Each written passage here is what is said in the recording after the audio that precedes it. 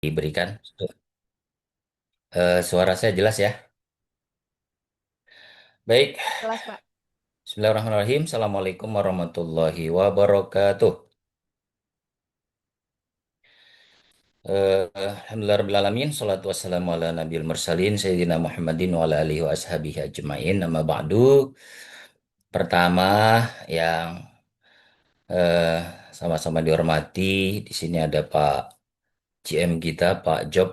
Juga Mbak Amel sebagai MC malam hari ini. Di sini juga ada Ustadz Sugeng, Dr. Sugeng Aminuddin, juga seluruh peserta Zoom meeting pada training spesial malam hari ini, training syariah malam hari ini. Mudah-mudahan semua diberikan kesehatan oleh Allah Subhanahu wa taala.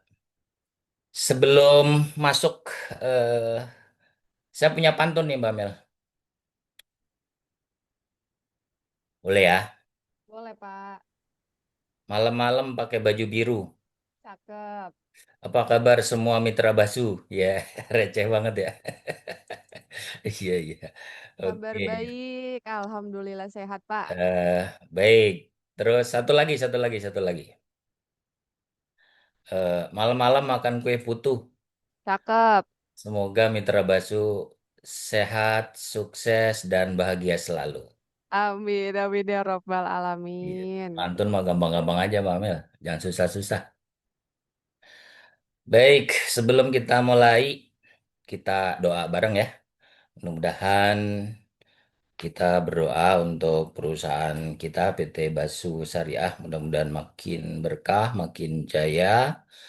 Seluruh pimpinan, stakeholder, leader, mitra, dan semua yang bernaung di bawahnya diberikan perlindungan oleh Tuhan Yang Maha Esa, diberikan keberkahan dan kesuksesan dalam bisnis yang dijalankan. Al-Fatihah.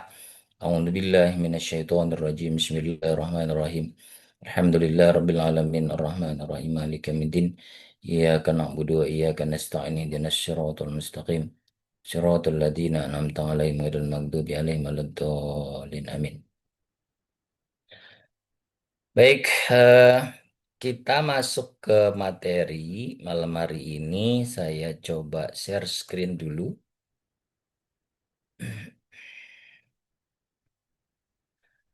Kelihatan ya? Ya, Kelihatan, Pak. Sudah kelihatan. kelihatan ya. Oke, baik. eh, Materi ini mungkin judulnya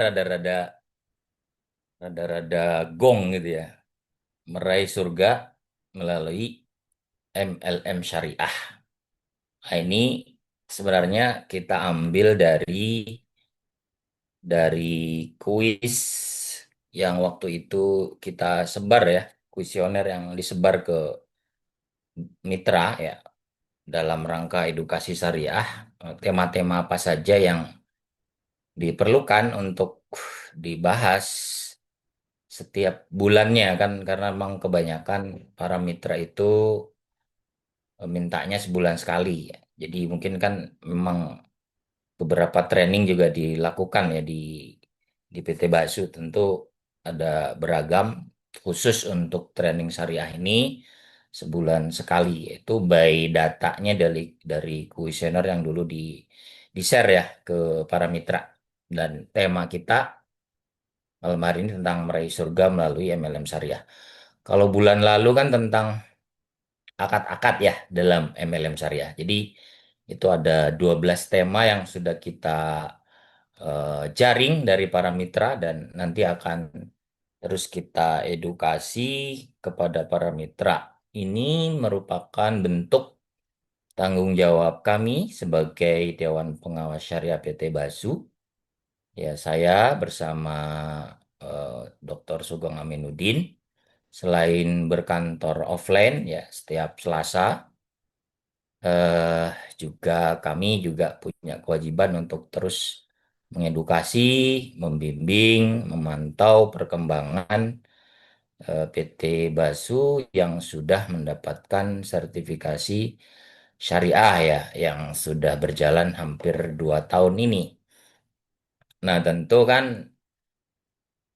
kaitannya dengan edukasi, pemahaman tentang syariah dalam perusahaan itu seperti apa, itu tak lepas dari training-training spesial syariah yang kami sampaikan pada Zoom meeting yang diagendakan rutin oleh perusahaan.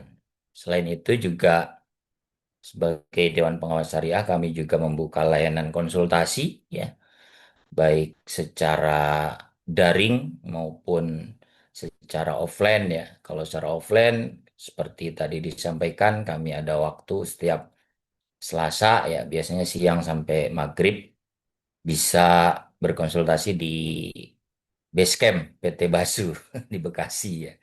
Nah, di situ kalau mitra pengen silaturahim, sekalian ngopi bareng, ntar dibuatkan kopi sama Mbak Amel ya. Ya. Oke, para mitra sekalian, meraih surga melalui MLM Syariah. Ini sebenarnya judulnya rada-rada kontroversi ya. Tapi kan saya senang yang kontroversi itu. Biar apa sih maksudnya gitu. Maksudnya adalah bahwa surga itu kan sesuatu yang abadi ya, dari sisi kebahagiaan ya. Dalam terminologi Muslim tentu surga adalah tempat kebahagiaan abadi yang Allah siapkan ya, buat orang-orang beriman dan beramal soleh. Juga digambarkan sebagai taman indah ya, yang di bawahnya mengalir sungai, penuh dengan kenikmatan fisik ya, spiritual, juga penghuni surga hidupnya akan kekal, kekal selamanya, nggak akan pernah mati ya, terus nggak pernah sakit, nggak pernah sedih, seneng terus ya. Terus juga tidak ada kebencian terhadap sesama, itu gambarannya. Nah, surga juga banyak tingkatannya. Ada jannat, ya. Jannah itu adalah surga. Jannah al-Firdaus, Jannatul Naim, Jannatul Ma'wa, dan seterusnya. Sampai kalau dalam terminologi Muslim, kenikmatan tertinggi adalah melihat wajahnya Allah Subhanahu wa Ta'ala yang membuat seluruh orang beriman itu merasa damai dan bahagia selamanya. Nah, ini menurut terminologi Muslim. Dan kalau kita runut di beberapa agama yang lain, yang memiliki eh, istilah yang mirip-mirip dari sisi bahasanya. Ya, ada kekekalan di sana, ada kebahagiaan di sana. Misalnya dari agama Kristen, dari agama Yahudi, dari agama Hindu, Buddha, dan seterusnya. Terminologi surga itu sesuatu yang indah, bahagia, kekal, nyaman, enak gitu. Kenikmatan banyak, ya tidak terputus nikmat itu. Hampir mirip ya. Sehingga di dalam Al-Quran sendiri itu diterangkan surat Al-Baqarah ayat 25 ya. Saya bacakan, A'udzubillahi minasyaitonirrajim. Bismillahirrahmanirrahim. وبشر الذين آمنوا وعملوا الصالحات أن لهم جنات تجري من تحتها الأنهار كلما رزقوا منها من ثمرة رزقا قالوا هذا الذي رزقنا من قبل وأتوا به متشابها ولهم فيها أزواج مطهرة وهم فيها خالدون. Dan sampaikanlah berita gembira kepada mereka yang beriman dan berbuat baik, bahwa bagi mereka disediakan surga-surga yang mengalir sungai-sungai di dalamnya. Setiap mereka diberi rizki buah-buahan dalam surga itu. Inilah yang pernah diberikan kepada kami dahulu. Mereka diberi buah-buahan yang serupa, untuk mereka di dalamnya kekal. Ya, ada istri-istri yang suci dan mereka kekal di dalamnya. Maksud pemilihan tema ini adalah bahwa sebagai orang yang punya agama, orang yang memiliki keyakinan dalam bisnis syariah itu, tujuan akhirnya itu bukan dunia, tetapi tujuan akhirnya adalah akhirat. Dan akhirat itu kan antara surga dan neraka. Jadi ketika kita mulai berbisnis, bukan hanya mencari keuntungan ansih gitu ya, keuntungan saja, duniawi saja ya, tetapi juga aspek setelah hidup di dunia ini ada kaitannya dengan bisnis. Syariah itu maksudnya. Jadi singkatnya, agar dalam berbisnis itu bukan hanya sekedar materi saja yang dipikirkan, tetapi etikanya, cara berbisnisnya, perilakunya tidak disesuaikan. Tentu ini tidak tidak seharusnya dimiliki oleh seorang yang mengaku menjalankan bisnis syariah. Nah, ini pertanyaannya. Mengapa MLM bisa membawa ke surga? Mungkin nggak sih gitu ya? Masa MLM bisa masuk surga? Yang bener aja bang. Gitu ya. Terus juga ada keraguan. Memang bisa masuk surga? Kan ada yang mengharamkan MLM gitu. Masa bertransaksi dengan sesuatu sistem yang debatable, ada yang mengharamkan, kok bisa masuk surga? Nah, ini ada pertanyaan-pertanyaan seperti itu, pertanyaan yang menguji biasanya. Simpelnya ya, singkatnya, ketika sebuah perusahaan itu mengikuti fatwa Dewan Syariah Nasional bahwa perusahaan itu adalah berlabel MLM Syariah, sudah dipastikan bahwa syarat-syarat untuk memenuhi MLM Syariah atau PLBS itu penjualan langsung berjenjang syariah sudah terpenuhi ya, sehingga Dewan Syariah Nasional tidak main-main dalam hal ini. Oh, ada 12 syarat yang dulu pernah kita jelaskan ya dalam Fatwa 75 2009 itu sudah terpenuhi dengan baik. Nah, makanya terkait dengan MLM ini kalau masih ada yang mengharamkan, biasanya mereka menggunakan pendapat dari ulama negara lain. Ya, kalau pendapat ulama di Indonesia mengikuti fatwa atau pendapatnya Majelis Ulama Indonesia yang menetapkan 12 syarat dalam Fatwa 75. Nanti bisa di googling. Nah, kalau 12 syarat itu terpenuhi, insya Allah demikian MLM itu sudah halal, gitu ya. Di luar 12 itu yang belum terpenuhi berarti ada proses yang sampai kemudian perusahaan itu tersertifikasi menjadi perusahaan MLM syariah gitu. Nah, kalau perusahaan atau ulama yang bilang bahwa MLM itu haram karena mereka pedomannya, pendapatnya bukan dari ulama Indonesia, tapi dari ulama-ulama Saudi Arabia, Timur Tengah, Kuwait, ya Qatar atau dari Mesir ya, seperti itu. Nah, kalau ulama Indonesia, kalau terpenuhi 12 syarat tadi dalam foto 75 selesai. Itu sudah dianggap sebagai perusahaan yang syariah dan halal untuk dijalankan sistem bisnisnya. Baik, apa saja sih agar eh, MLM syariah atau perusahaan yang tempat kita bekerja bernaung itu agar bisa mengantarkan atau menjadi sarana atau wasilah kita menuju surga, menuju keridhaan Allah. Yang pertama, harus punya niat, motivasi, dan tujuan yang lurus. Apa itu? Satu, bisnis, kerja, cari rezeki itu harus halal. Ya, jadi carinya yang halal. Halal cara memperolehnya, halal mengkonsumsinya, halal membelanjakannya. Sehingga kalau yang kita cari adalah sumber yang halal, nanti ridhonya Allah akan gampang turun. Kalau ridhonya Allah turun, hidup kita jadi berkah. Ya, makanya ada PT berkah amanah selalu. Nah, itu tujuannya. Cari yang halal dengan cara yang halal, membelanjakannya juga di jalan yang halal. Sehingga di situ menarik keridhaan dari Allah Subhanahu wa Ta'ala. Seorang anak bisa meraih surga melalui orang tua. Ya, jika ia berbakti kepada keduanya, ya anak ini didoakan orang tua masuk surga. Seorang istri dapat meraih surga melalui suaminya, jadi istri yang soleha, taat ya.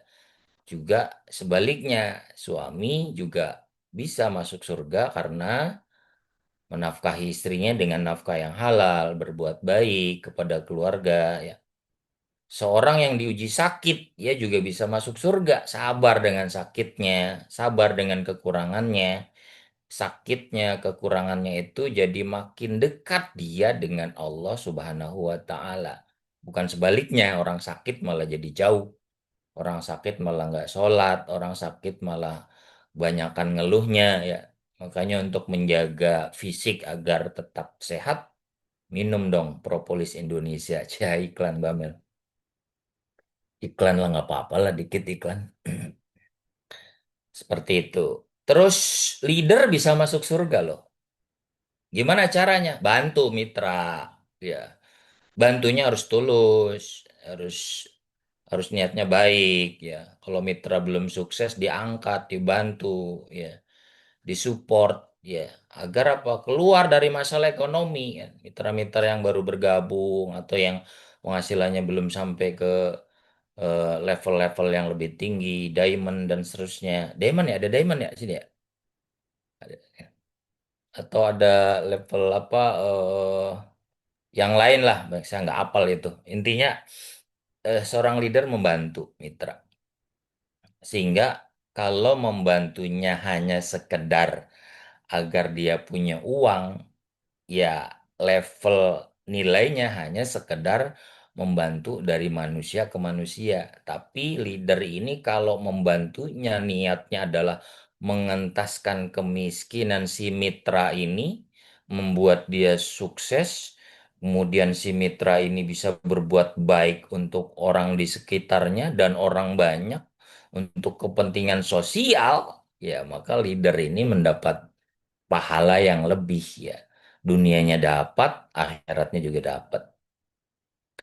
Karyawan atau mitra bisa masuk surga juga dengan ilmu yang didapat dari leadernya, praktek amal-amal, praktek apa yang diarahkan oleh perusahaan, ya, marketing plan-nya dijalankan dengan baik, ya, tidak menipu, tidak membohongi dan sebagainya. Insya Allah, siapapun yang ada di dalam PT Basu Syariah ini dengan niat dan tujuan yang benar dan baik, ini salah satu cara agar turunnya keberkahan dan ridho Allah Subhanahu wa taala.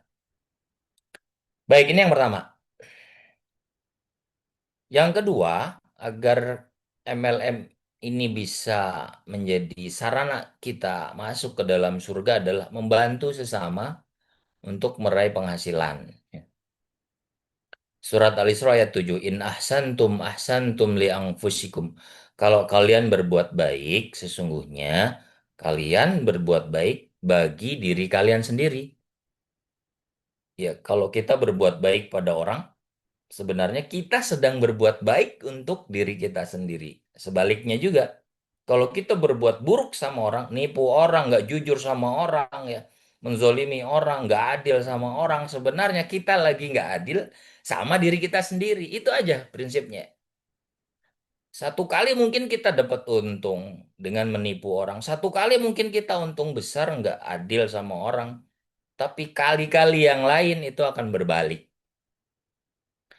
Itu jelas dalam Al-Quran. In ahsantum li anfusikum wa in asatum falaha. Kalau ente berbuat baik, kebaikan itu akan balik kepada diri Anda sendiri. Kalau Anda berbuat buruk, keburukan itu cepat atau lambat akan balik juga kepada si pelakunya.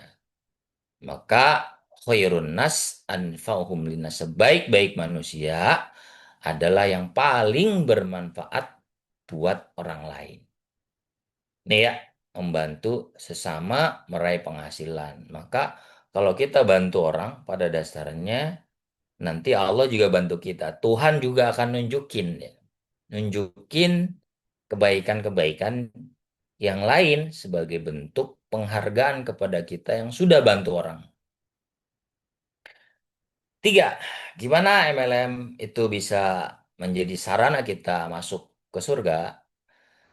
Yang pertama, menafkahi keluarga dengan harta yang halal. Harta yang halal membuat kita akan mudah untuk bersedekah, ya, mudah berwakaf, ya, mudah beramal, ya. Sehingga dengan nafkah yang halal, ya, itu akan turun keberkahan. Dengan banyak bersedekah, harta kita bukan makin berkurang, ya, tapi malah terus bertambah.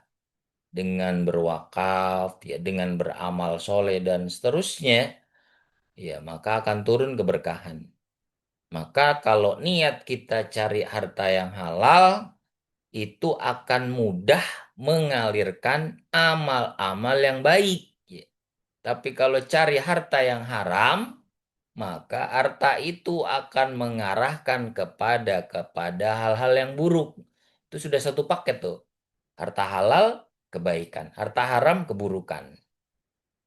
Nah, makanya ketika kita berbisnis pada MLM syariah, berarti kita yakini bahwa usaha kita, ya bisnis kita itu sudah halal, dan akan mudah untuk meraih kebaikan-kebaikan. Bayangkan ketika kita dapat bonus atau komisi dari usaha kita di PT Basu, kemudian kita transfer kepada keluarga, kita belikan makanan, kita belikan pakaian, kita belikan kendaraan dan sebagainya, sehingga bisa digunakan untuk hal-hal yang positif. Itu akan terus mengalir keberkahan-keberkahan yang diakibatkan karena kita mencari dan melakukan bisnis yang halal. Nah, para mitra Basu semuanya masih semangat nggak nih? Udah 17, udah berapa menit nih, Mbak? Sudah 20 menit ya? Oke, ini poin terakhir dari saya. Nanti dilanjut oleh Pak Sugeng ya. Gimana MLM itu bisa mengantarkan kita ke surga? Tentu poin yang keempat itu menjaga etika bisnis. Ya, sempat kita diskusi dengan Pak Job ya. Pak Job, gimana nih eh, syariah nih di Basu ya? Beliau sempat bilang, ya kalau dapat meningkatkan income berarti syariah itu bagus. Kalau biasa-biasa aja ya berarti perlu dievaluasi mungkin ya. Saya tegaskan bahwa syariah di sini adalah sistem bisnisnya. Bahwa ini sudah dipastikan halal ya. Kemudian sistemnya juga ada pengawasannya, kemudian produknya juga ada ya. Marketing plan-nya juga sudah jelas ya. Kita sistem bisnisnya. Adapun kalau mau untung atau enggak, ya mitra dan leadernya itu yang menjalankan. Ya, sering saya sampaikan, jangan sampai ya syariah itu hanya jadi seperti lipstick atau seperti bedak, hanya pemanis saja tetapi di dalamnya nggak dipraktekin ya percuma dong gitu. Jadi harus sejalan, harus inherent ya. Seperti itu, bukan hanya pakaiannya saja tapi di dalamnya juga seperti itu. Di mana kuncinya? Kuncinya di sini etika bisnisnya dijalankan. Jujur, ya jujur dalam promosi, betul ini produknya ini, khasiatnya ini. Violet khasiatnya ini ya. Kemudian apa yang lainnya juga ada khasiatnya dijelaskan, harganya sekian kan jelas. Jujur dalam transaksi, kalau transfer rekeningnya ini jumlahnya sekian. Kalau janji transfer hari ini, kalau besok ya besok, itu kan jujur. Etika bisnisnya dijalankan. Ya, jangan minta barang tapi nggak ditransfer-transfer. Beli, ya barangnya udah dikirim tapi duitnya belum ditransfer, itu berarti bohong. Ya kalau nggak jujur, kesononya nggak jujur, gimana mau dapat keberkahan? Terus amanah, ya nggak ada penipuan, ya. Kemudian no tipu-tipu, kemudian jaga rahasia mitra, ya. Maksudnya nggak boleh menyebarkan data-data mitra seenaknya, ya, tanpa izin dan seterusnya, atau menyebarkan rahasia semaunya, ya. Seperti itu nggak boleh. Transparansi dalam bonus, ya kan udah jelas marketing plan-nya kalau apa yang marketing plan satu seperti ini, marketing plan 2 seperti ini, bonusnya sekian. ininya sekian kan jelas tuh, sudah jelas, sudah terukur ya. Terus tidak zolim dan eksploitasi mitra, ini penting. Maksudnya zolim ketika mitra sudah bergabung tapi didiemin, nggak pernah diajak, nggak pernah di WA ya. Seperti itu, nggak boleh. Ya, harus terus dibina, dikasih tahu ya. Minimal nanya gimana kabarnya, ada kendala apa gitu kalau sudah jadi leader ya. Ada kendala apa yang bisa kami bantu. Jadi open, nah, selalu membuka diri, membuka wawasan apa yang bisa kita bantu. Terus yang selanjutnya yang bawah tidak menjelekkan kompetitor jaringan lain ini suka terjadi nih. Eh, Jangan sama dia, sama saya aja. Dia mau begini-begini, nggak boleh tuh. Apalagi masih dalam satu lingkup perusahaan. Harusnya saling menguatkan, bukan menjatuhkan. Nah, Islam tuh seperti itu. Ayo berkompetisi dengan sehat. Mana keunggulanmu, mana keunggulan grupmu, mana keunggulan grup saya. Saya binanya seperti ini, kamu binanya seperti apa. Jadi jangan jelek-jelekin. Tapi yang sama manusia begitu sih, ada aja biasanya. Oh, jangan no mah jelek dia. Suka seperti itu. Ini nggak boleh ya. Ya, berjalan aja dengan fair, dengan apa kemampuan yang dimiliki.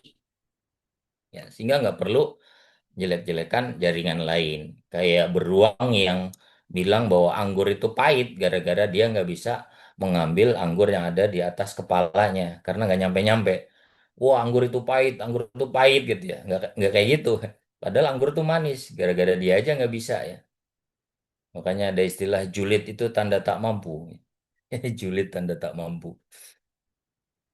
Terakhir, tidak menjual produk yang belum berlabel halal. Ini kita sampaikan bahwa memang salah satu PT MLM Syariah itu salah satu syaratnya harus menjual produk yang sudah jelas-jelas berlabel halal. Nah, kalau belum, ya diurus ke BPJPH ya. Kalau misalnya ada kendala, ya didiskusikan seperti itu. Jadi ini sudah harga mutlak nih. Karena apa? Namanya juga MLM Syariah, salah satu dalam Undang-Undang 33 ya, BPJPH itu ya kalau perusahaan syariah memasarkan produk tuh harus punya label halalnya. Ini penting nih ya. Makanya nanti kalau ada yang belum berlabel halal terus sudah dipasarkan ya, kita pengawas harus tahu ya produk-produk mana saja ya. Makanya suka saya tanya ini udah halal atau belum? Ini udah dipasarkan atau belum ya? Kalau belum berarti ini udah diurus atau belum ya itu. Jadi kalau lagi diurus mah itu kan proses ya. Kalau nggak diurus-urus itu yang repot. Ini ya, ini supaya apa? Supaya halalnya terjamin, kitanya juga tenang, ya mitranya juga nyaman, perusahaannya juga demikian. Jadi syariah itu terbukanya seperti itu, nggak ada yang ditutup-tutupin. Supaya apa? Supaya semua tenang, aman, nyaman. Seperti itu. Oke, itu sesi pertama yang bisa saya sampaikan. Ini nomor kontak saya. Kalau mau dicatat ya 0856 805 7474 disimpan aja. Siapa tahu ada yang mau ditanyakan ya, terkait dengan bisnis syariah, ada yang ditanyakan, monggo di WA ya. WA saya sih selama apa kuotanya ada sih hidup terus gitu. Oke, itu aja yang bisa saya sampaikan. Selanjutnya saya serahkan ke Mbak Amel untuk dilanjut ke Pak Sugeng. Terima kasih. Kurang lebihnya mohon maaf. Assalamualaikum warahmatullahi wabarakatuh. Waalaikumsalam warahmatullahi wabarakatuh.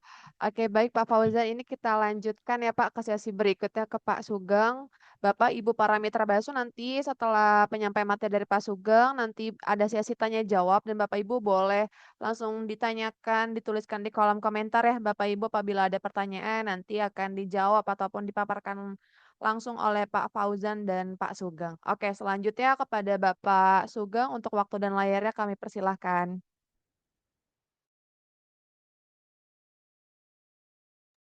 Assalamualaikum Pak Sugeng.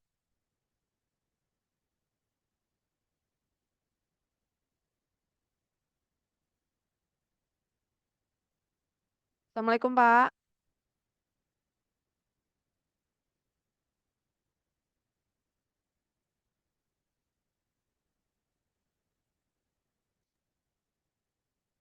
Ke belakang kali.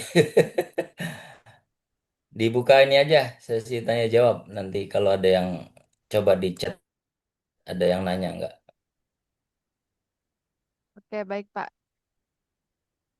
Sembari kita menunggu Pak Sugeng ya Bapak dan Ibu, parameter bakso boleh ditanyakan langsung Bapak Ibu, dituliskan di kolom chat, biar langsung dijawab oleh Pak Fauzan. Sembari kita menunggu Pak Sugeng ya.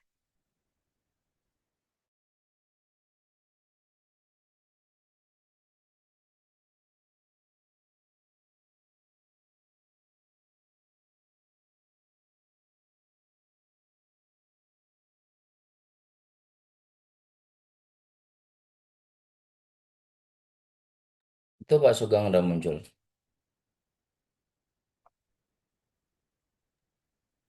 Halo Pak Silakan Pak Sugeng, Sugeng. Assalamualaikum Pak. Boleh Pak di-unmute Pak suaranya. Nah, iya. Suara saya minta tolong dihidupin, Mbak. Oh, sudah ya, sudah ya. Sudah Oh, Pak. mohon maaf error ini saya.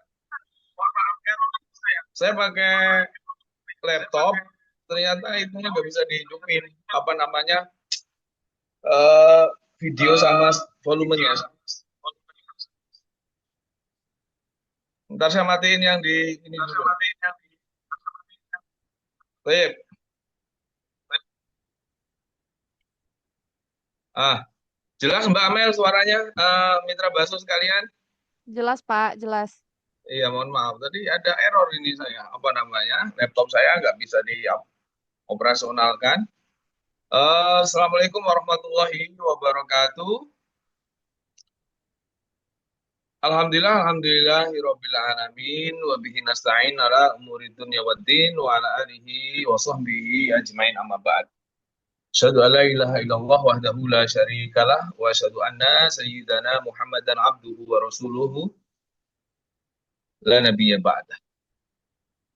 Mitra Baso yang saya hormati ya, ada Pak GM kita, Pak Job, dan kemudian ada Ustadz kita, Ustadz Fauzan. Alhamdulillah tadi Ustadz Fauzan sudah menyampaikan terkait dengan surga, kemudian beliau sampaikan juga bagaimana yang seharusnya dilakukan bagi mitra kalau menginginkan melalui wasilah dari multi level marketing ini kemudian dimanfaatkan untuk kemudian meraih surga. Maka di sesi yang kedua ini saya akan menyampaikan sedikit ya terkait dengan oh, materi ini. Mitra Basu rahimakumullah. Jadi kalau kita kemudian secara umum dapat disimpulkan bahwa kegiatan Mitra Basu, kegiatan dalam multi level marketing ini adalah kegiatan perdagangan atau kegiatan yang sifatnya ekonomi muawadhah ya, tukar menukar ya secara sederhana ya, barang dengan barang atau kemudian barang dengan harga atau dengan uang. Nah, selayaknya sebuah perdagangan maka menjual produk ya. Ruhnya adalah menjual produk. Maka ketika sebuah kegiatan multi level marketing lebih berfokus pada jaringan ya, kemudian bonus yang dihasilkan bukan dari penjualan produk secara real, maka terindikasi ya itu tanda-tanda bahwa itu bukan kegiatan perdagangan ya, karena perdagangan itu akan muawadhah, akan jual beli atau tukar menukar, ada uang, ada barang, ada harga, ada barang, kemudian mendapat keuntungannya dari penjualan itu, baik keuntungan secara langsung dari penjualan atau yang sifatnya penjualan jaringan ya atau grup.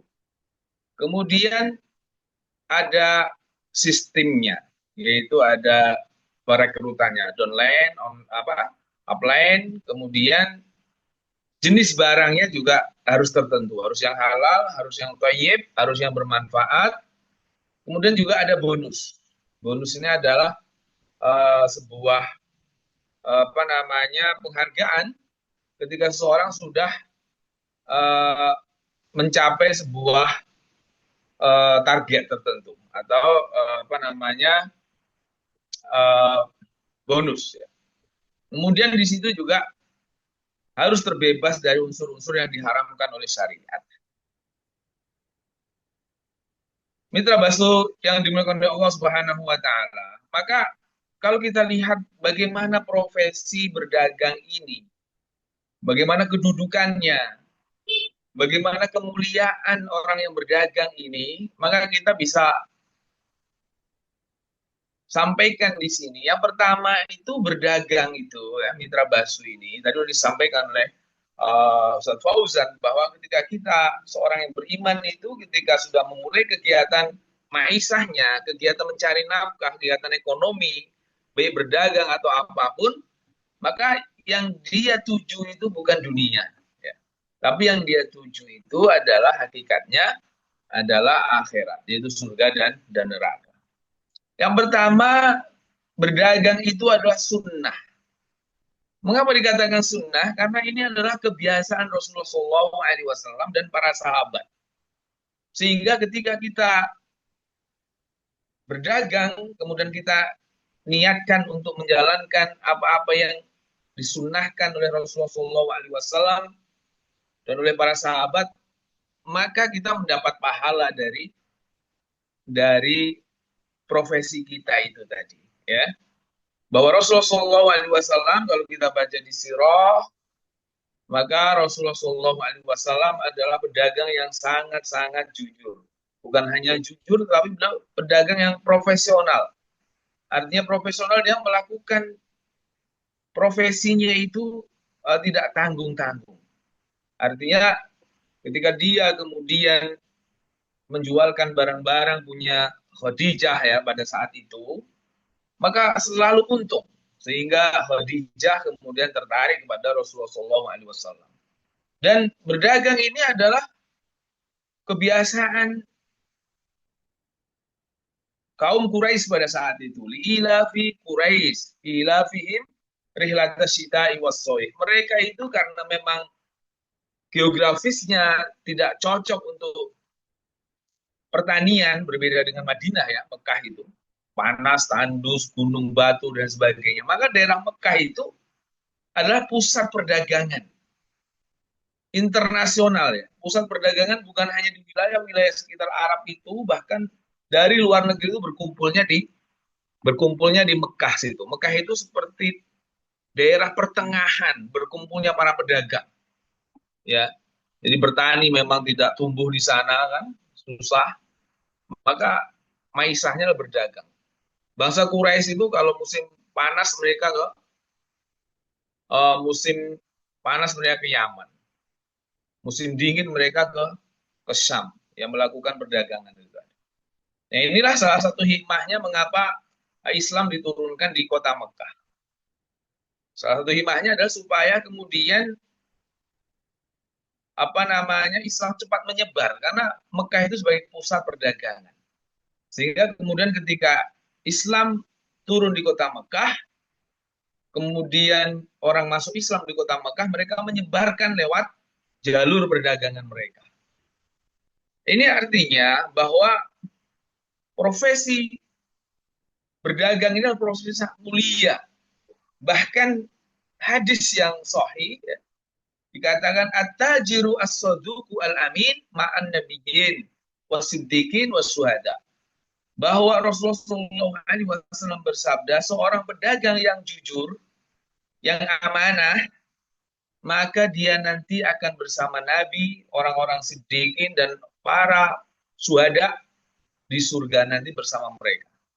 Ini luar biasa ya. Saking dagang itu ada banyak sekali fadilah dan keutamaan-keutamaan. Yang kedua, profesi berdagang itu adalah salah satu profesi yang terbaik. Ya. Jadi berdagang itu salah satu pekerjaan atau profesi yang baik sehingga kemudian Rasulullah kemudian juga bersabda bahwa sesungguhnya Sebaik-baik penghasilan ialah penghasilan para pedagang. Yang mana apabila berbicara tidak bohong, apabila diberi amanah tidak khianat, apabila berjanji tidak mengingkarinya, apabila membeli tidak mencela, apabila menjual tidak berlebihan, ya, apabila berhutang tidak menunda-nunda pelunasan, dan apabila menagih hutang tidak memperberat orang lain dalam kesulitan. Artinya profesi pedagang ini berpotensi untuk menghantarkan seseorang itu meraih surga Allah Subhanahu wa taala, asalkan kemudian dilakukan dengan jujur, amanah, dilakukan dengan mengikuti batasan-batasan syariat, ya, rambu-rambu syariat. Kemudian yang ketiga, berdagang ini spesial, mitra basu rahimakumullah. Dengan berdagang ini bukan hanya kita mencari maisha, hakikatnya dengan berdagang ini kita meringankan raf'ul haraj, mengangkat kesulitan yang ada pada orang lain. Ketika orang lain membutuhkan sesuatu, barang, kebutuhan, dan sebagainya, maka pedagang ini hadir memenuhi kebutuhannya. Maka di situ ada selain keuntungan yang didapat, kalau kita niatkan dalam rangka untuk mengangkat kesusahan saudara kita, dapat pahalanya, yaitu pahala raf'ul haraj, pahala mengangkat atau memenuhi kebutuhan saudara kita. Jadi berlipat-lipat. Itu. Kemudian apalagi ketika kita membeli. Berdagang itu kegiatan membeli, menjual, membeli, menjual. Ketika kita membeli sesuatu, maka pasti di sana ada nilai sedekahnya. Karena ketika kita membeli sesuatu, maka kemudian kita membantu misalnya petani-petani padi, petani misalnya, kalau kita membeli padi, kalau dulu zaman dulu membantu bagaimana produksi petani-petani kurma, petani-petani anggur dan sebagainya. Jadi di sana ada nilai sedekah, yaitu ikut kemudian mendistribusikan barang itu kepada orang lain sehingga kemudian mereka para petani itu barangnya laku. Nah, ini yang dilakukan oleh uh, kaum muhajirin. Kaum muhajirin dari Mekah, mereka tidak terbiasa bertani karena memang geografisnya, tapi mereka ketika hijrah ke Madinah, maka kemudian di sana bertemu antara kapasitas seorang pedagang ahli Mekah dan kemudian bertemu dengan orang-orang yang ahli dalam produksi. Nah, ketika marketing bertemu dengan produksi, nah ini disitulah potensinya akan meledak. Maka kalau kita lihat di sirah, nggak lama ketika kemudian ada hijrah Rasulullah ke Madinah itu, tidak lama, maka pasar Madinah itu kemudian dikuasai oleh orang-orang Islam. Dikuasai bukan dalam artian direbut, dipaksa, tidak, tetapi dikuasai dalam artian bahwa perdagangan itu dilakukan dengan secara profesional. Bagaimana tidak? Orang-orang muhajirin yang memang bermental pengusaha, bermental bisnis, bermental dagang. Maka orang Ansar mengatakan, jadi ketika muhajirin datang ke Mekah, Rasulullah mentakhikan, mempersaudarakan antara mereka berdua. Yang satu ahli dagang, yang satu ahli produksi pertanian dipersaudarakan. Supaya kemudian potensinya meledak. Maka orang-orang Ansor pada saat itu mengatakan, wahai muhajirin, ini tanah saya, ini kebun saya, maka ambil separuhnya. Tapi mental pedagang atau mental bisnis, dia tidak senang dengan yang gratisan-gratisan. Dia tidak pengen merepotkan orang lain. Maka kata orang muhajirin, dulu nih ilasuk. Kalau alasuk. Nggak mau, udah. Kamu ambil aja kebun kamu, tapi tunjukkan di mana pasar. Karena pasar disitulah tempat ekonomi berputar. Ya, kalau dulu, zaman dulu pasar offline. Kalau sekarang pasar bisa bermacam-macam, bisa online dan sebagainya. Kemudian yang selanjutnya, bahwa yang keempat, sarana berdagang ini selain memang dalam rangka raf'ul haraj, ya, dalam rangka memberikan peluang-peluang, dalam rangka membuka jalur distribusi, dalam rangka juga di situ ada nilai sedekah. Berdagang ini akan memperluas jaringan konektivitas dan silaturahim. Ini kata Rasulullah SAW, kalau pengen kamu dipanjangkan umurnya, diberkahi umurnya, ayyumadda umruhu wa yuzadu fi rizq, wal yasil rahimah. Maka kamu harus menyambung silaturahim. Mengapa? Karena bagi pedagang, bagi pengusaha, bagi bisnismen, semakin banyak jaringan, semakin banyak silaturahim, semakin banyak koneksi yang tersambung, interaksinya, maka kemudian itu berbanding lurus dengan potensi untuk mendapatkan rezeki. Ya, potensi untuk mendapatkan rezeki. Mengapa kemudian juga kata Rasulullah umurnya diberkahi, umurnya dipanjangkan?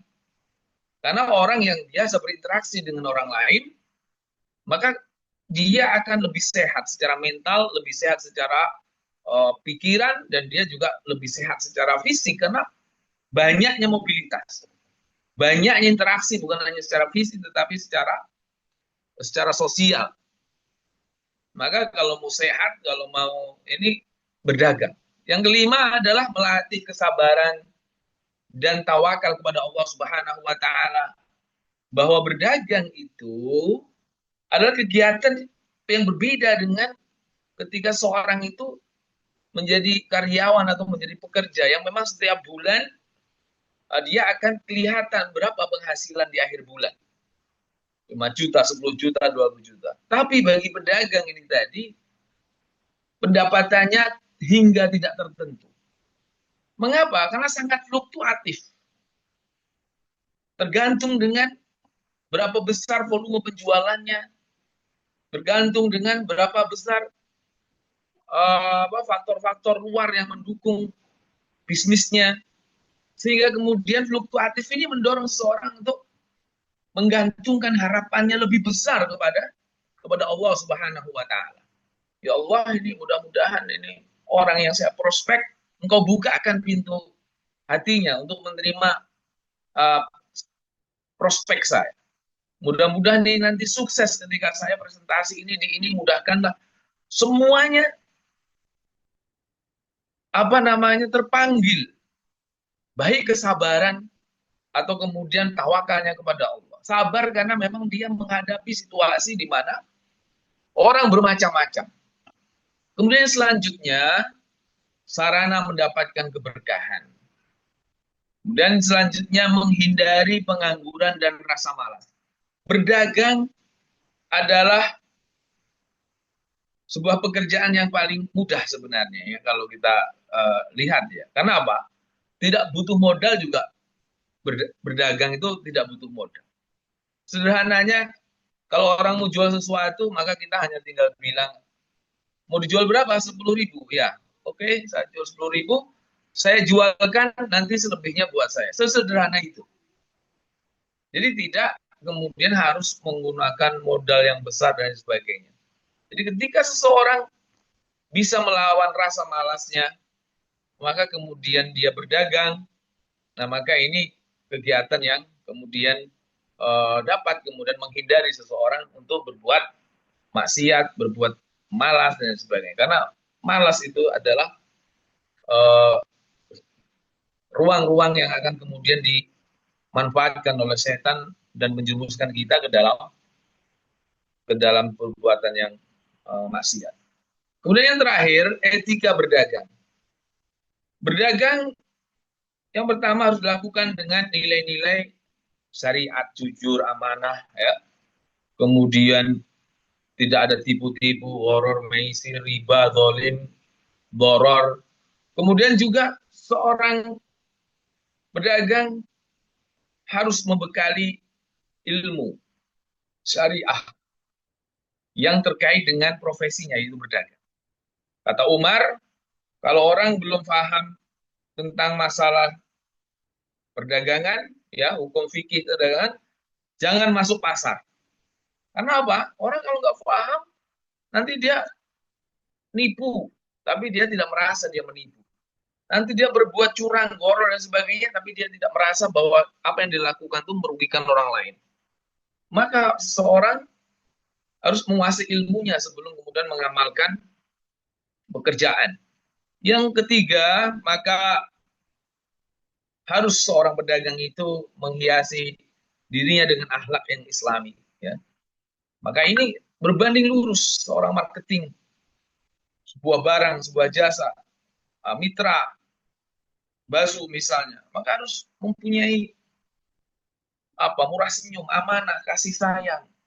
Ya tadi itu, semua dilakukan dalam rangka niat untuk membantu orang lain, niat untuk membantu perekonomian orang lain, selain juga perekonomian dia. Yang selanjutnya, seorang pedagang hendaklah kemudian dia senantiasa berniat, ya, menjalankan profesinya itu dalam rangka beribadah kepada Allah Subhanahu wa taala.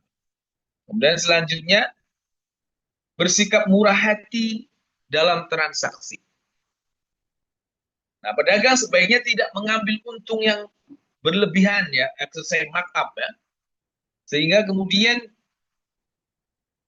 secara etika tidak ada, secara hukum fikih tidak ada batasan berapa orang mengambil keuntungan 50%, 100%, tetapi secara etika mengambil keuntungan yang berlebihan itu akan membuat orang lain itu rugi, membuat orang lain merasa dirugikan, ya, karena antara manfaat dengan harga tidak seimbang. Maka inilah yang kemudian senantiasa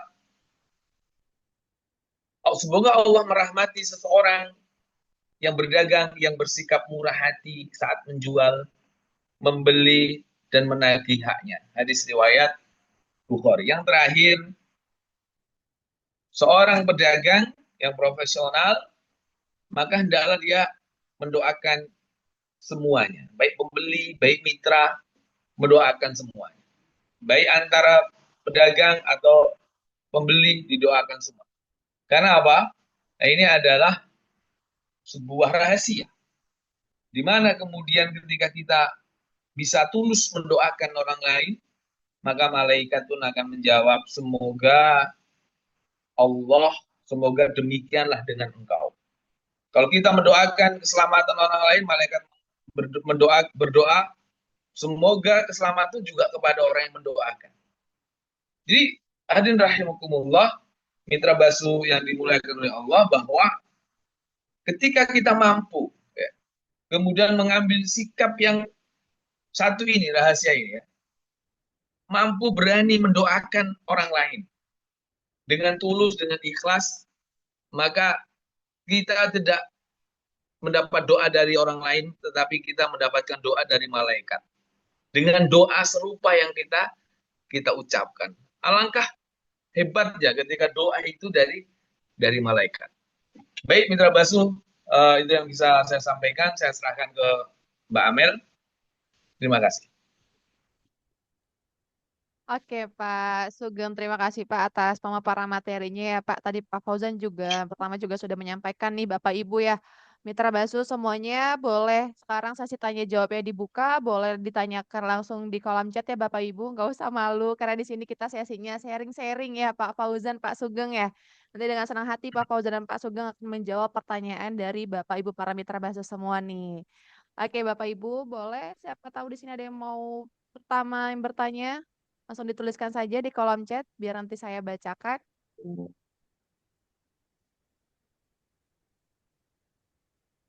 Sepertinya Mitra Basu malu ya. Oke, baik kalau begitu di sini saya mau izin bertanya dulu nih ya Pak Fauzan, Pak Sugeng. Pak Fauzan, saya mau tanya nih, kenapa ya zaman sekarang itu penting banget nih kita memilih bisnis yang halal dan berkah? Eh, Baik. Kenapa sih perlu memilih bisnis yang halal dan berkah? Tadi sih beberapa sudah disampaikan ya, bahwa Eh, Halal itu kan kalau sekarang sudah menjadi lifestyle ya, sudah menjadi gaya hidup manusia. Intinya halal itu baik secara produknya, ya, terus berkah secara spiritualnya seperti itu. Karena kan eh, kalau seorang yang beriman tentu diarahkan untuk mengkonsumsi yang halal-halal saja dan menjauhi yang haram. Itu yang pertama. Terus tadi turunannya kalau halal itu akan mendefinisikan kepada kerja-kerja yang halal, terus efek-efek yang halal. Dan itu sudah menjadi sebuah turunan ya. Kalau halal ya nanti akan menurunkan yang halal. Kalau baik akan menurunkan yang baik. Sebaliknya ya, kalau yang haram biasanya akan menurunkan ke yang haram juga. Nah, kalau halal itu mengundang keberkahan dari Tuhan, ya kalau haram mengundang kemurkaan, bukan hanya dari Tuhan ya dari manusia. Contoh, semua orang suka uang banyak ya. Mbak Amel suka uang berapa triliun, Mbak? Waduh, Ya nanya banyak ya, aja. Pak. Kalau Iya. sebut aja, Mbak. Cuman ngomong doang, 10 triliun, 20 triliun kan nggak masalah. Iya, soalnya saya jadi membayangkan gitu ya, Pak. Wah, kalau saya punya uang Kan segitu kalau dalam banyaknya, dunia MLM nggak nggak apa nggak boleh takut bermimpi, harus punya mimpi iya, kan. betul, Pak, betul, betul. Oh, katakanlah 10 triliun dah. 10 triliun itu kalau hasil korupsi itu gimana itu Mbak kira-kira? Wow, sangat gak berkah ya, Pak. Ah, itu dia. Besar secara materi, ya. Tapi kemudian efeknya apa? Ya, biasanya kalau hasil korupsi dia akan membelanjakannya ke hal yang nggak benar juga kan. Ya, pada ending-endingnya akan tertangkap hukum yang berlaku kan seperti itu. Nah, ini yang apa? eh, Metode berpikir halal ini yang zaman sekarang ini rada-rada susah karena pikiran kebanyakan sudah terblok ya.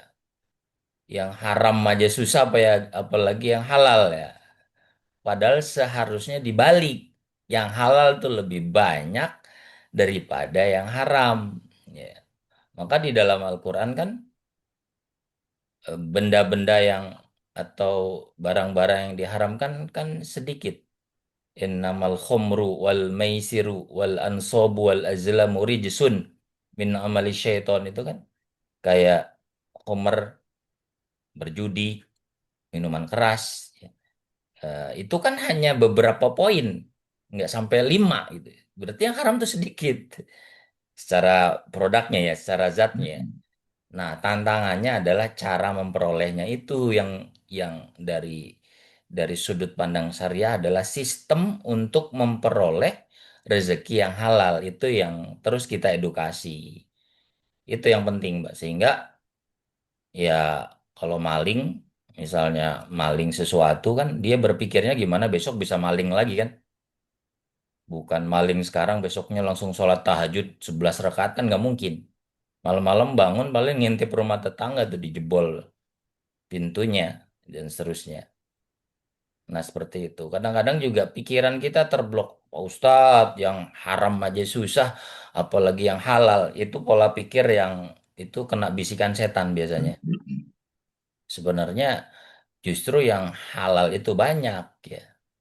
Ya, ya, yang halal itu lebih banyak, yang haram sedikit. Itu balik kepada pola pikir kita ya. Buktinya banyak orang, contoh gampang gini. Kebanyakan pengusaha atau kebanyakan orang sukses yang ada di dunia ini itu usahanya itu caranya benar apa nggak benar gitu aja. Orang-orang terkaya kan kayak Elon Musk yang punya Tesla dan sebagainya. Dia merawat, membangun bisnisnya itu dari kecil, ya, dari kemudian besar dan seterusnya.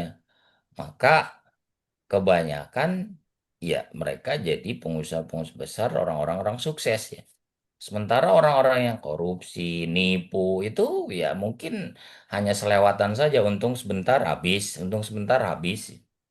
Seperti itu. Itu ya Mbak Amel ya. Jadi pada intinya bahwa eh, yang halal adalah sesuatu rezeki yang harus kita usahakan sekuat mungkin dan kita diperintahkan untuk cari sumber-sumber yang halal ya. Halal secara zatnya, halal cara memperolehnya, dan halal cara membelanjakannya. Seperti itu. Oke, Ustaz Sugeng ada tambahan mungkin, silakan. Cukup, Ustaz. Cukup. Silakan Mbak Mel, ada pertanyaan lagi? Oke, baik Pak. Ini Pak Ardi Bogor bilang bukan lagi rada-rada susah, memang sangat jauh Pak Ustadz. Sekarang manusia hanya memikir gimana bisa memiliki, tetapi tidak memikir di akhirat kelak. Gimana gimana? Bisa diulang? Pak Ardi bilang gini Pak Ustadz, bukan lagi rada susah nih Pak Ustadz, memang sangat jauh.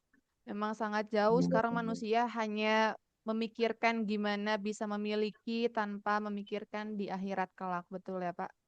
Ya, makanya disinilah pentingnya edukasi syariah dalam konteks bisnis. Ya, karena memang hal-hal seperti ini kaitannya dengan interaksi manusia dengan manusia, mencari rezeki, bekerja, dan seterusnya. Itu sesuatu yang lumrah dilakukan oleh orang. Dan tadi betul kata Pak siapa tadi, Pak Ardi Pak, Pak Ardi. ya Pak Ardi ya. Jadi kebanyakan orang berpikir gimana perut dia kenyang nggak peduli ya apa dari cara halal atau haram. Nah itu seharusnya harus diluruskan. Kalau kita orang yang beragama, agama apapun kita, ya baik Muslim atau non Muslim itu saya yakin ajaran semua agama itu mengajarkan ya mencari penghidupan yang layak dan benar. Tidak ada satu agama pun yang mengajarkan bagaimana korupsi, bagaimana menipu, bagaimana membunuh, bagaimana bagaimana apa namanya menzolimi orang kan nggak ada. Agama apapun etika untuk berbisnis itu sama gitu. Makanya ini yang penting. Ya. Jadi jangan hanya untung saja yang dipikirin di dunia, tapi keuntungan itu sebenarnya membawa efek apa sih buat kita gitu. Apakah keuntungan itu hanya membawa efek buat pribadi kita, memperkaya diri sendiri tanpa kita punya efek bantu orang, mengentaskan orang, ya, menaikkan derajat orang. Toh, pada dasarnya kalau kita bantu orang, ya, bantu orang, kemudian ya orang itu yang maju, orang itu kemudian bangkit, ya kita juga dapat manfaat dari itu. Ya, amal kebaikan kita akan selalu abadi, dia akan ngenang, oh Bapak ini dulu bantu saya pas saya lagi susah. Nah, seperti itu. Jadi itu akan dikenang ya. Sehingga motivasinya bisnis syariah itu dunia juga, akhirat juga. Maka dalam doa ya, kalau kalau kalau Muslim kan sering baca doa sapu jagat itu. Robbana atina fid dunya hasanah. Ya Allah jadikan kami dunianya baik ya. Wafil akhirati hasanah, jadikan akhirat kami juga baik. Wakina ada benar, selamatin kami dari api neraka. Gitu, Mbak. Oke, baik Pak Silakan Sugeng. Pak Sugeng ada tambahan, monggo. Cukup, Ustaz, cukup. Oke, baik Pak. Di sini tadi saya mau izin tanya lagi nih Pak Ustadz, Pak Sugeng sama Pak Fauzan. Nah, tadi mau diulas lagi nih Pak, apa tantangan utama dalam menjalani MLM syariah dan bagaimana cara menghadapinya Pak? Oke, tantangan utama dalam menjalankan bisnis syariah itu yang pertama, belum siap. Siapa yang belum siap? Satu, pihak perusahaan. Dua, SDM-nya. Tiga, mitranya. Artinya perusahaan yang belum ngerti syariah itu, ya, dia biasanya kaget. Ini syariah apa sih? Ya, apakah syariah nama aja atau sistem bisnisnya sama aja kan? Ini satu, belum siap biasanya. Nah, makanya kalau dalam konteks MLM syariah itu, ketika perusahaan belum siap, maka MUI itu melalui Dewan Syariah Nasional menempatkan dua Dewan Pengawas Syariah. Tujuannya apa? Di situ perusahaan bisa berkonsultasi, ya, bisa bertukar pikiran apa sih yang harus kami lakukan, Pak Ustadz, agar perusahaan ini betul-betul menjalankan fatwa tersebut. Satu, produknya halal tadi kan. Itu memang sudah ketentuan fatwa. Ketika perusahaan Anda menggunakan label syariah itu harus dipakai. Ya, kalau nggak dipakai ya kita kasih teguran. Ini label halalnya harus dicantumin. Ya kalau belum ya diurus. Kan kita berulang-ulang nyampaikan seperti itu. Nah, tugas kami hanya memberikan rekomendasi, memberikan masukan. Selebihnya perusahaan yang jalanin. Gitu. Kita nggak bisa memaksa perusahaan, nggak bisa. Ya. Dalam arti kita sebagai mitra perusahaan untuk memberikan nasihat itu, kita melaporkan apa namanya temuan yang ada dalam perusahaan pengawasan kita kepada Dewan Syariah Nasional. Oh, perusahaan ini seperti ini seperti ini. Kan itu nanti akan ada evaluasi rutin, Mbak, selama 3 tahun. Nah, 3 tahun itu akan dievaluasi, pihak MUI-nya datang ke perusahaan. Ini gimana? Ini gimana? Nanti yang ditanyakan kami, apa yang sudah dilakukan? Edukasi ini salah satu bentuk pekerjaan kami, membimbing ya. Selain kami juga offline akan datang ke kantor memberikan konsultasi, ya perusahaan bisa nanya ya gitu. Kalau kalau mau nanya, kalau nggak nanya ya sudah kita ngopi aja tiap hari. Gitu ya. Karena nggak ditanya. Itu Mbak. Jadi tantangannya satu, SDM-nya belum siap, perusahaannya belum siap, mitranya juga belum ngerti. Makanya sering saya ulang, kalau belum paham tentang bisnis syariah, ikuti edukasi syariah. Ya, makanya kami melakukan itu setiap bulan, sebulan sekali. Setiap pekan kami datang, kalau belum tahu, tanya kami, nggak apa-apa, kami siap kok. WA online terus 24 jam. Gitu. Seperti itu ya. Itu salah satu bentuk komitmen dan tanggung jawab. Jadi sering saya ulang, syariah itu bukan kedok, bukan hanya baju, tapi harus dijalankan dengan baik. Syariah itu bukan hanya menjual agama, ya sangat naif kita menjual agama untuk hanya dapat dunia, itu naif sekali. Ya seharusnya eh, apa namanya kita betul-betul terbuka untuk itu. Itu yang pertama ya, belum siap. Terus yang kedua tantangannya adalah memang eh, hal-hal yang belum dilakukan itu belum terkoordinasi dengan baik, itu tantangannya. Ya, tapi intinya kita terus berkoordinasi dengan perusahaan yang kita diberikan amanah di situ, apa yang perlu kita bantu, apa yang harus diperbaiki, ya itu mah sudah standar SOP kami sebagai Dewan Pengawas, seperti itu. Jadi kalau kita sudah hadir, kita sudah memberikan ini, kok masih ada penyimpangan, berarti tidak ada keterbukaan, baik dari perusahaan atau dari mitra. Seharusnya hal seperti itu dihilangkan. Ya, kalau kita mau sudah serius, ya ini syariah, ya hal-hal barrier atau tembok-tembok itu harus dihilangkan. Kita harus betul-betul menerima itu sebagai sebuah sistem. Ya, kalau misalnya masih kurang-kurang wajar lah. Namanya orang kan nggak ada yang sempurna 100%, tapi ada progresnya. Ya, misalnya tahun pertama progresnya ini, tahun kedua progresnya ini, tahun ketiga progresnya ini. Jadi ada peningkatan, bukan penurunan ya. Karena di di di apa di di perusahaan manapun ya nggak ada yang 100% untung, ya pasti ada rugi. Nggak ada yang 100% sempurna, pasti ada kekurangan. Nah, makanya di kekurangan-kekurangan itu kita maksimalkan perbaikan-perbaikan ya. Evaluasi-evaluasi, masukan-masukan itu diperlukan untuk jalannya perusahaan ke depan. Itu aja dari saya. Mungkin dari Pak Sugeng mau nambahin. Sementara cukup, Ustaz. Oke, baik Pak Fauzan. Terima kasih Pak atas penjelasannya. Alhamdulillah ya Pak, Basu memang sudah sangat berlabel syariah ya Pak. Jadi memang sudah memenuhi syarat-syarat yang ada ya Pak, yang sudah ditentukan dari kesyariahannya PT Basu ini ya Pak. Oke, lanjut ya Pak Fauzan. Di sini ada pertanyaan nih Pak dari Mitra Basu. Pertanyaannya dari Pak Yogi. Assalamualaikum Pak. mau tanya, kalau saya member yang ingin berkembang dengan cara menurunkan harga jual ke konsumen di bawah katalog Basu, tapi bisa saja secara tidak sengaja itu bisa merebut pelanggannya orang lain. Bagaimana norma syariahnya, Pak? Terima kasih. Ya, yang pertama, kita itu harus mematuhi kode etik perusahaan. Kode etik perusahaan PT Basu bisa di-download di websitenya, ya. Marketing plan-nya juga bisa di-download jelas di situ. Apa keterangannya? Tidak boleh menjual di bawah harga.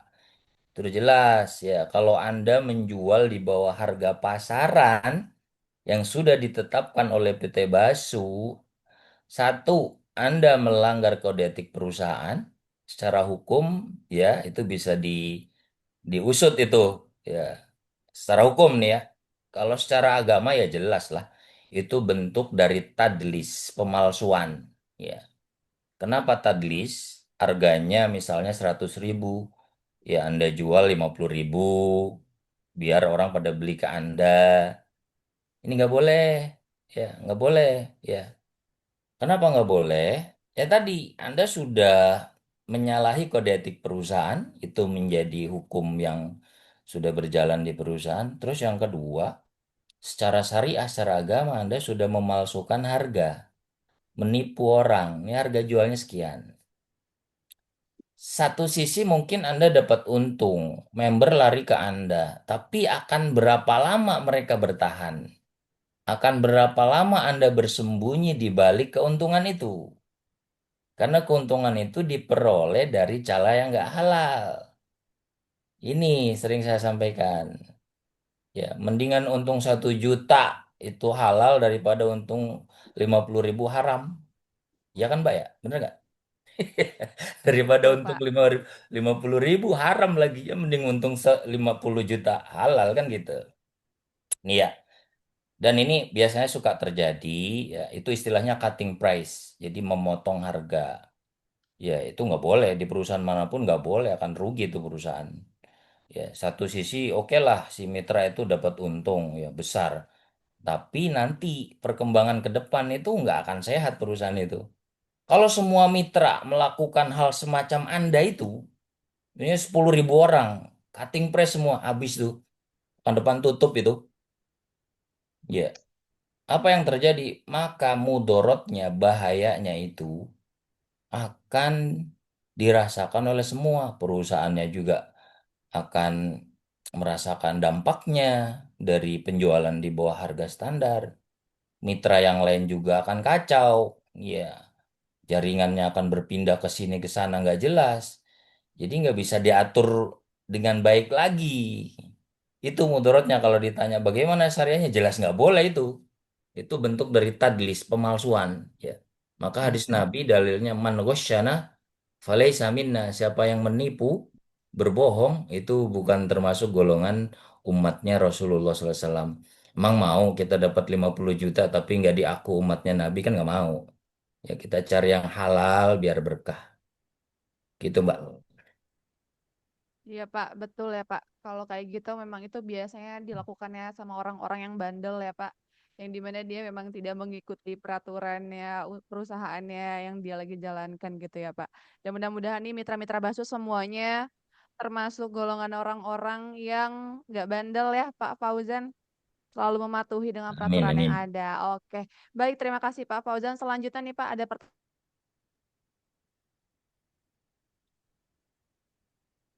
dalam bisnis dari Bu Herlina, dalam bisnis jual beli kira-kira berapa persen kita mengambil keuntungan hingga jual beli tersebut termasuk dalam kategori syariah? Pak Sugeng mungkin silakan Pak Sugeng nanti saya nambahin. Gantian, gantian. Saya minum dulu. Haus nih ngomong mulu dari Oke, tadi. baik Pak Sugeng. Boleh Pak. Baik, Rasulullah pernah ya kemudian diminta untuk kemudian namanya tas'ir. Tas'ir itu menentukan harga. Maka Rasulullah menolaknya dan menganggap bahwa harga itu memang Allah yang menentukan. Artinya harga itu ditentukan oleh pasar. Ada hukum supply and demand. Ada hukum apa? eh,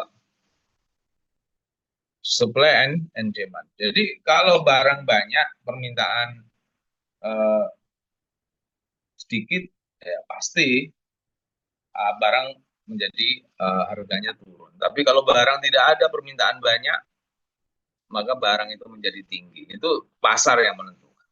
Tapi dalam situasi tertentu, tasnir ini dibolehkan oleh pemegang kebijakan. Kalau misalnya mekanisme pasar itu kemudian tidak normal, artinya ada pihak-pihak yang berbuat curang, ya menimbun sehingga barang menjadi jarang. Kemudian ada apa namanya manipulasi, kemudian ada apa menguasai ya apa namanya monopoli ya dan sebagainya. Maka pemerintah bisa menetapkan tasir nih tadi apa harga. Tetapi kemudian kalau itu tidak ada dan itu memang berjalan memang sesuai dengan prinsip ekonomi supply and demand itu tadi ya, permintaan ya dengan penawaran itu tadi, maka itu harga yang memang tercipta secara normal. Kalau dalam Islam memang tidak ada batasan berapa orang itu kemudian harus mengambil keuntungan sekian persen tidak. Bahkan yang ada adalah larangan untuk tadi cutting price tadi. Larangan untuk menjual eh, barang itu di bawah harga pasar. Umar ketika mendapati orang yang menjual barang di bawah harga pasar, dia nggak boleh ke pasar. Kamu jual aja di rumah kamu, jangan di pasar. Kalau kamu jual di pasar, maka akan mempengaruhi apa namanya persaingan yang tidak sehat. Akan mempengaruhi persaingan yang tidak sehat. Karena orang, nah ini yang biasanya dilakukan oleh orang yang punya modal yang tinggi ya, kemudian dia ingin menguasai pasar, maka dia bakar uang bahasanya. Dia akan menjual itu dengan harga yang murah, misalnya produk tertentu. Dan kemudian setelah pelanggannya banyak dan saingan bisnisnya itu tidak laku dan tutup, maka kemudian secara perlahan-lahan dia akan menaikkan harga itu dan dia menjadi pemain tunggal dalam uh, komoditas itu misalnya. Ini permainannya, ini nggak boleh. Ini dosa. Tetapi secara etika memang, walaupun tidak ada batasan berapa ratus persen, secara etika memang kita tidak boleh mengambil untung terlalu besar. Karena apa? Karena orang yang kemudian mengambil untung terlalu besar itu tadi akan merasa dirugikan. Makanya salah satu bentuk jual beli yang dilarang itu adalah talaki rukban namanya. Talaki rukban itu adalah mencegat orang-orang gunung atau orang-orang pegunungan itu yang mau ke pasar dicegat di tengah jalan. Mengapa? Mengapa dicegat di tengah jalan? Ya, karena orang gunung tadi belum tahu harga pasaran. Sehingga kemudian orang ini tadi bisa mendapatkan harga yang lebih murah di bawah harga pasaran itu tadi. Jadi ya harga pasaran ini menjadi acuan juga, ya menjadi acuan. Sehingga ketika seseorang kemudian membeli barang dengan harga murah, tetapi kemudian dibeli karena memang orang itu tidak tahu harga pasaran, nah maka ini kemudian tidak boleh. Artinya apa? Artinya kalau menjual barang dengan keuntungan yang berlipat-lipat ada dua kemungkinan. Yang pertama barang itu memang jarang, jarang sekali. Ada, tetapi sulit di apa namanya, sulit kemudian diperoleh. Misalnya ada barang yang memang sulit diperoleh, lagi jarang sekali gitu kan. Dan kemudian dia menyimpan sehingga harga naik. Kemudian dia menjual dapat untung 300-500%, boleh nggak? Ya boleh, karena memang segitu harganya. Tetapi yang tidak boleh itu adalah ketika barang itu normal, tetapi kemudian dia mengambil untung yang terlalu besar karena ada ketidaktahuan pembeli. Jadi memanfaatkan ketidaktahuan pembeli. Ya. Talaki rukban ini tadi seperti itu. Ketika orang memanfaatkan ketidaktahuan harga pasar sehingga dia kemudian membeli barang orang-orang gunung tadi dengan harga yang rendah. Nah, itu menjadi apa namanya? Sebaliknya juga, ya. Sebaliknya juga, yaitu ketika seorang menjual kepada seseorang karena tidak tahu harga pasaran, dimanfaatkan dengan harga yang tinggi. Itu Mbak Amel.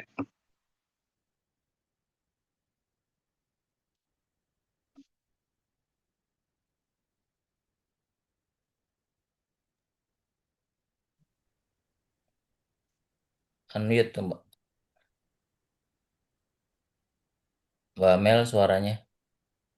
Ya. Bapak mohon maaf masih ke mute.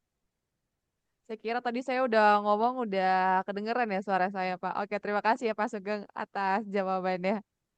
Oke, baik Pak Fauzan. Di sini di sini saya masih menunggu pertanyaan dari Bu Kasmiati nih. Katanya Mbak Mel saya mau tanya. Cuma Bu Kasmiatinya belum bertanya. Oke, Bapak Ibu para mitra Basu boleh langsung ditanyakan Bapak Ibu, jangan malu-malu dituliskan di kolom chatnya biar langsung dijawab oleh Pak Fauzan dan Pak Sugeng sebelum nanti sesi Zoom-nya segera berakhir gitu ya Bapak Ibu.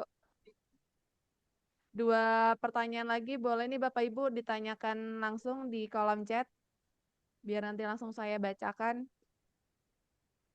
Karena takutnya nanti makin kemalaman Bapak Ibu udah pada ngantuk ini ya. Ayo boleh Bapak Ibu, para mitra bahasa yang belum tanya, nggak usah malu Bapak. Pak Fauzan dan Pak Sugeng nggak gigit kok. Ya Pak.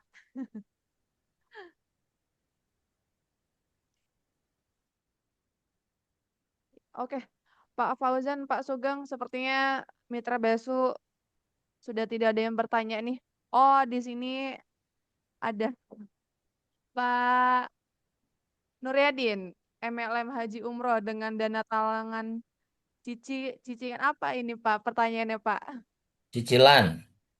Oh iya, oke oke. MLM Haji dan Umroh itu sekarang sudah kalau di apa namanya bahasanya di apa di stop dulu ya. Karena sempat ada kasus yang viral waktu itu ya. MLM yang ternyata tidak menjalankan apa bisnisnya dengan baik. Dia hanya mengandalkan merekrut sebanyak mungkin dari anggota ya. Makanya sekarang sudah nggak ada. Kalau pertanyaannya MLM maju umroh dengan dana talangan itu izinnya bahkan susah keluar ya. Kalau ada yang menamakan MLM haji dan umroh, izinnya sudah keluar itu perlu dipertanyakan. Karena dari MUI sendiri pasca kasus yang viral saat itu, mungkin para mitra tahu ya, saya nggak mau sebut nama itu kan perusahaan orang, masa saya sebut, kalau Basu saya sebut. Pada tahu lah itu MLM apa kan, MLM umroh maksudnya. Itu di stop dulu karena syaratnya juga berat ya, seperti itu. Meskipun kalau di Fatwa 83 DSN itu Bapak-Bapak bisa baca itu syarat-syarat MLM umroh. Kalau sekarang itu tidak belum ada yang mendapatkan izin. Setahu saya ya. Makanya kalau dicek di websitenya belum ada MLM umroh atau haji. Ya. Nah, kenapa? Karena begini, salah satu yang disinyalir makin panjang ini kalau kita bicara haji ya, makin panjangnya masa tunggu haji itu ya karena dibolehkannya sistem cicilan. Ya, kalau mau cash kan sekarang sekitar 60 juta tuh. Ya, kan rata-rata orang 25 juta nyicil dulu ya sampai 30 tahun baru berangkat ya. Seperti itu kan makin panjang daftarnya. Seperti itu. Nah, ini kalau terus dibiarkan, maka makin daftar panjangnya akan makin panjang dan itu nggak bagus buat kehidupan kita berbangsa dan bernegara. Makanya MLM itu di stop dulu.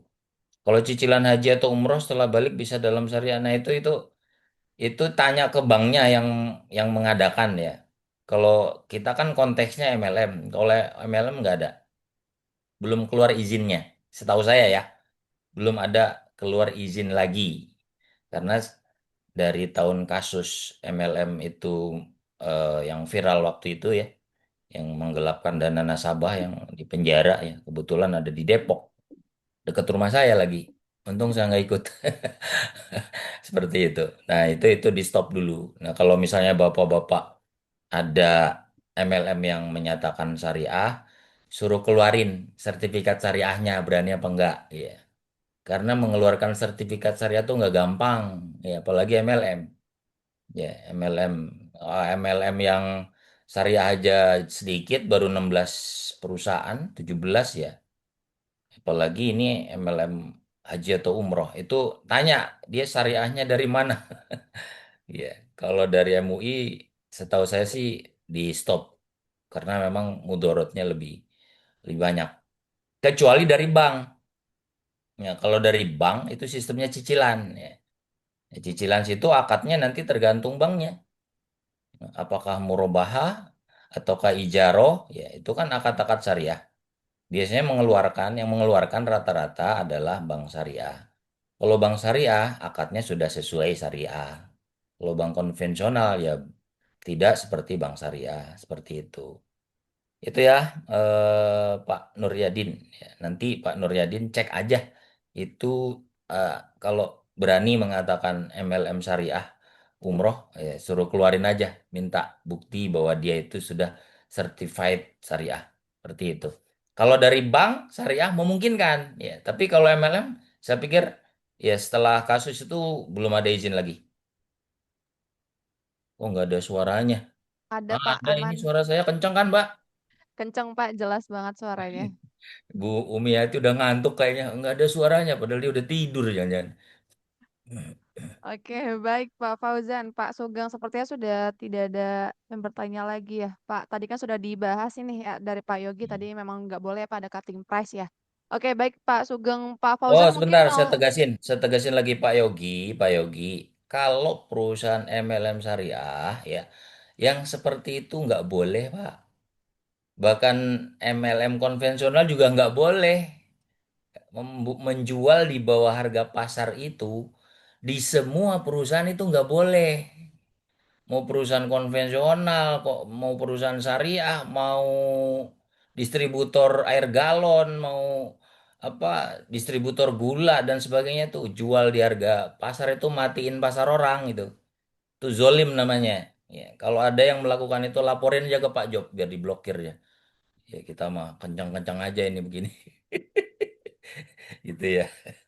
iya betul Soalnya kalau sekali Pak. di jangan-jangan pelan-pelan ini rada-rada ini. Tuh apa tuh ada pertanyaan lagi tuh. Pak Ustadz, kita sudah syariah dan mau nanya bila mitra kita sudah join di tahun lalu, tapi kemudian dia pindah jaringan ke tim lain, ya tetap di sistem. Kira gimana menurut Pak Ustadz dari awal?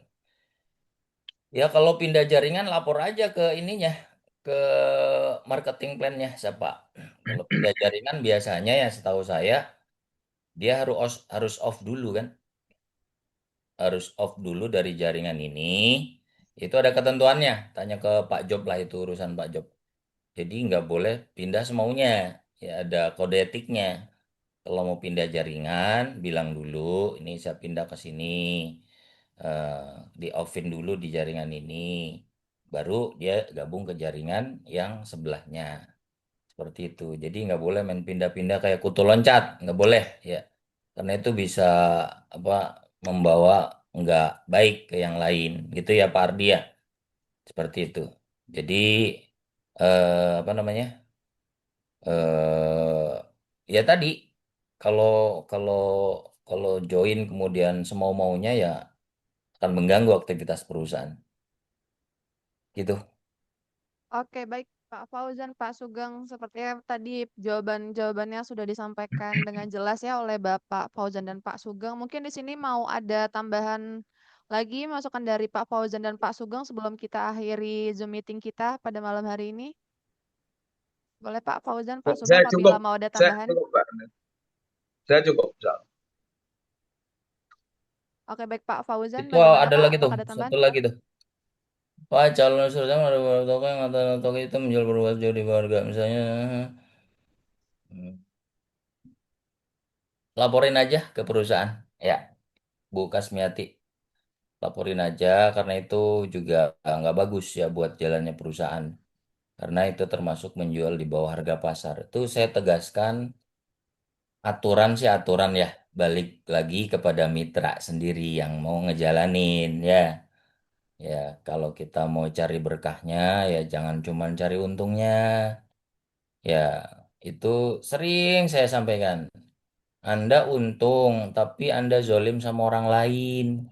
Ya, kalau istilah Jawa tuh nggak bisa makan kita. Orakolu ya. Jadi nelen tuh kayak aduh gitu ya. Seperti itu. Jadi nanti kalau ditanya apa tindakan perusahaan, laporin aja ke perusahaan ya. Terus berapa persen kalau mau naikkan harga produk basu? Lah, produk basu kan udah ada harganya, harga pasarnya. Ya, produk basu sudah ada harga pasarnya. Ya itu udah hasil dari harga modal, harga apa namanya operasional, baru harga jual. Itu udah jelas ya, Bu Wati ya. Bu Umiati suara ndak ada itu rusak kali Bu ininya Bu, earphone-nya. Dari tadi suara nggak ada, suara nggak ada. Suara saya jelas kan ya? Jelas Pak Fauzan, Iya, sangat jelas apa suaranya. apa saya yang salah apa nih nggak tahu Mungkin dah. sinyalnya Bu Ati ya Pak, Ya lagi mungkin kurang bagus sinyalnya ya. sinyalnya. Ini Iya. di mana sih Bu Miati, Bu Kasmiati? Kayaknya orang Jawa dah. Ya mungkin lagi hujan atau hujan deras jadi suaranya nggak jelas. Perasaan saya udah kenceng ini suara. Ya ya, mudah-mudahan saya doakan nanti bisa beli laptop baru dari penjualan bakso ya. Jadi bisnisnya jadi berkah ya. Atau beli handphone baru seperti itu. Saya kira cukup ya, sudah 8:30. Terakhir, ya, kita semua berusaha untuk cari rezeki yang halal ya, dimanapun kita berada. Ya, rezeki yang halal itu sedikit menjadi berkah, banyak apalagi ya. Tolong dihindari hal-hal yang memang merusak orang pasar, harganya jadi di bawah pasar. Hindari yang seperti itu. Anda dapat untung, tapi sementara Anda dapat untung, Anda bahagia, tapi di bawah penderitaan orang lain. Ya, itu mungkin Anda untung sekarang. Ya, tapi ingat akan berapa lama perusahaan bertahan kalau mitra-mitranya jual di harga pasar semua. Ini, jadi jangan berpikir sendiri. Ya, kalau 1.000 orang melakukan hal yang sama dengan Anda, menjual di harga pasar, di bawah harga pasar maksudnya. Wassalamualaikum itu mah. Gitu ya, Mbak. Itu aja, saya kira cukup ya. Oke, baik Pak Fauzan. Untuk Pak Sugeng mungkin Pak ada masukan lagi Pak terakhir sebelum kita tutup Zoom meetingnya. Cukup, Mbak Amel, cukup. Insya Allah cukup. Oke, baik. Terima kasih Pak Fauzan dan Pak Sugeng sudah menyempatkan waktunya ya Pak hadir di Zoom meeting kita pada malam hari Ya. ini. Nanti kita bertemu lagi ya Bapak Ibu para mitra Basu di Zoom meeting berikutnya nanti bersama dengan Dewan Pengawas Syariah. Ditunggu nanti jadwalnya. Nanti Saya pasti tutup seperti dengan biasa. pantun, boleh Mbak, Mbak? Ya, orang Depok harus Boleh, bisa pantun boleh soalnya. Pak. Iya, boleh Pak. Mau langsung ditutup oleh pantun dari Bapak nih? Boleh Pak, Ya, silakan monggo. saya ini nutup sama pantun biasa. Oke Pak. Jalan-jalan membeli duku. Cakep. Mudah-mudahan semua mitra Basu makin sukses, berkah, Amin. dan bahagia Amin. selalu. Amin, amin, amin ya robbal alamin. Amin paling kenceng ya Pak. Udah itu aja. Oke, baik Pak Fauzan sekali lagi dan Pak Sugeng terima kasih ya Pak atas waktunya malam hari ini. Para mitra Basu pasti sudah sangat mendapatkan banyak ilmu ataupun tambahan wawasannya nih ya bagi para mitra Basu terkait dengan topik kita pada malam hari ini yang tadi sudah dipaparkan oleh Pak Fauzan dan Pak Sugeng. Sekali lagi terima kasih ya Pak atas materinya. Semoga Pak Fauzan dan Pak Sugeng sehat selalu dan Amin, amin. tentunya Amin. semoga makin bahagia juga ya Pak, makin sukses. Amin. Amin. Amin, amin, amin ya Rabbal Alamin. Oke, baik Bapak Ibu para mitra Basu, mungkin ini kita sudah selesai kegiatan Zoom meetingnya, berakhir pula kegiatan kita pada malam hari ini. Ditunggu nanti di acara Zoom meeting Basu berikutnya. Dan besok jangan lupa ya Bapak Ibu, besok ada Zoom meeting Basu Business Presentation, jangan lupa hadir. seperti biasa di jam 19.30 ya Bapak Ibu. Oke, sekali lagi terima kasih. Akhir kata dari saya. Sekian, wassalamualaikum warahmatullahi wabarakatuh. Waalaikumsalam warahmatullahi Waalaikumsalam. wabarakatuh. Terima kasih, saya pamit ya. Assalamualaikum.